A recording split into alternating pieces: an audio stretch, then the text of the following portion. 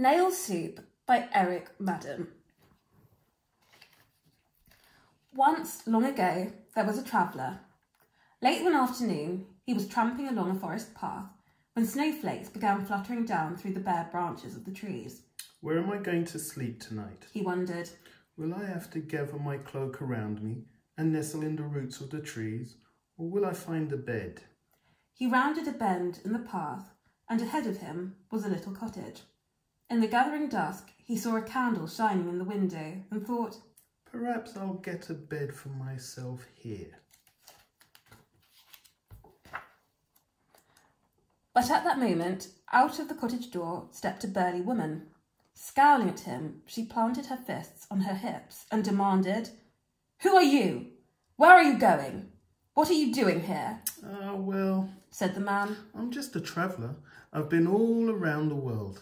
I've been everywhere, except here, and now I'm on my way home. I see, said the woman. But what would you be wanting here? Well, I was just wondering, would there be any chance of a bed for the night? Ha, retorted the woman. I thought as much. Well, my husband is away and this place is not an inn, so you can be on your way. But he wasn't the sort of fellow to give up easily, and he begged and whined and pleaded like a hungry dog. Finally, she gave in. Well, all right, she grumbled. You can sleep on the floor by the fire, but don't you dare ask me for anything more than that. Oh, no, said the traveller. Better on the floor without sleep than suffer cold in the forest deep. He was a merry fellow and quick with a rhyme.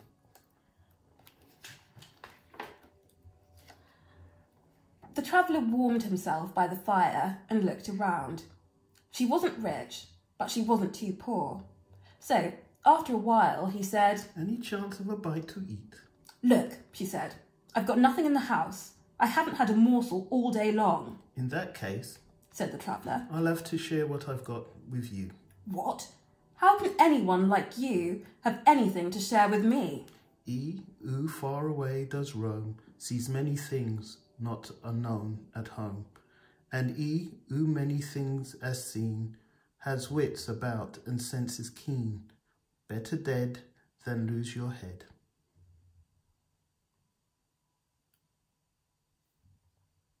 Lend me a pot, Granny. She was startled by this and handed him an old black pot. He filled it with water, hung it over the fire and stoked the coals. As the bubbles began to rise in the pot, he reached into his waistcoat pocket and pulled out an old rusty 4-inch nail. He turned it round a few times, muttering into his beard, and then dropped it, plop, into the boiling water. What are you doing there? Asked the woman. I'm going to make nail soup. Nail soup? She said. Well, that would be a useful thing to know how to make. And she squatted on her haunches, eyes as wide as pumpkins, watching him stir the nail in the pot. After a while, the traveller said, you know, the trouble is I've been using this nail every day this week, and the likelihood is that rather thin. What would make a really good enough for anyone passing by, is a handful of sifted oatmeal. But what one has to do without, it's no use thinking more about. Well, she said, I suppose I might have a scrap of flour somewhere. So she fetched a little sack of flour and handed it to him. He took it and shook it into the pot by the handful. And it was good flour.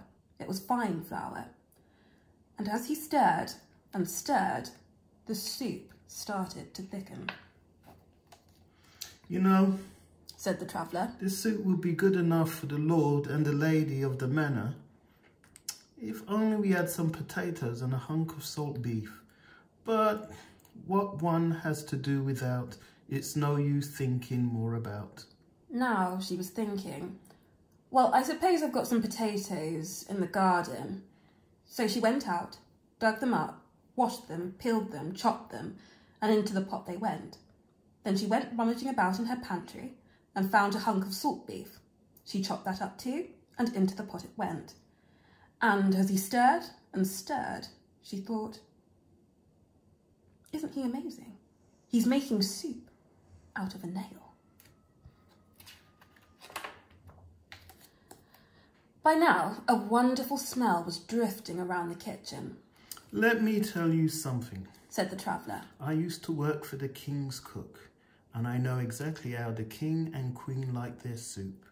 And they have it just like this. Well, except they'd have some milk and barley, salt and pepper, and a few herbs.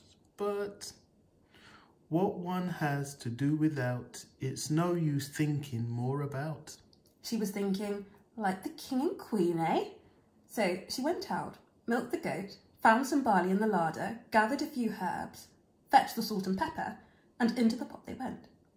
And as he stirred and stirred, the smell of the soup curled under her nose and made her mouth water. Well, it's nearly ready, said the traveller. The thing is, when the king and queen have their soup, they use a fresh linen tablecloth, their best spoons and bowls, and flowers. They'll have a loaf of crusty bread and some good, strong cheese, and a bottle of dark red wine. But what one has to do without, it's no use thinking more about. She was very excited now. He could be the king and I'd be the queen, she thought. So she laid the table with her finest tablecloth, her best spoons and bowls, and some lovely flowers. She made the rest of the flour into a loaf and baked it in the oven. In the pantry she found some good strong cheese, and from the cellar she brought up a bottle of dark red wine. The traveller reached with a spoon into the soup and pulled out his nail. He dried it off, winked at it, and put it back in his waistcoat pocket. Then he said, "Dinner is served." She put the bread and cheese onto the table. He ladled the soup into the bowls. Then they sat down together, said grace, and ate. And, do you know, it was the tastiest, most delicious meal she'd ever had. Though it was simple, it had a special, magical ingredient that made it so good. After they'd finished the soup, the bread and the cheese, they drank the dark red wine. It seemed to loosen their tongues, and he told her stories of his travels around the world. By the end of the evening, she was even remembering a few jokes. When it was time to go to bed, she said, "Such a grand fellow as yourself, you can't sleep on the floor." So she made him up the spare bed, and in the morning she woke him up with a cup of coffee and a dram of whiskey. Finally, as he was standing on the doorstep about to leave, she reached into her skirts, pulled out a gold coin and pressed it into his hand. "Thank you," she said. "You've taught me something really useful. You've taught me how to make a soup out of a nail." "Well, it's really quite simple," he replied. "as long as you've got something good to add to it." Then he walked off down the path. He was just about to disappear from view when he turned back and gave her a wave. She waved back and said to herself, "You know, such people, they don't grow on every tree." And then she smiled. Nail soup indeed.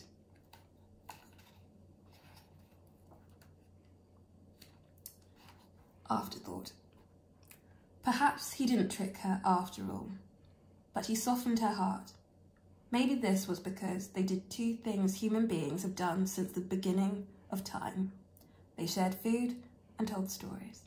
Long may we continue to do so.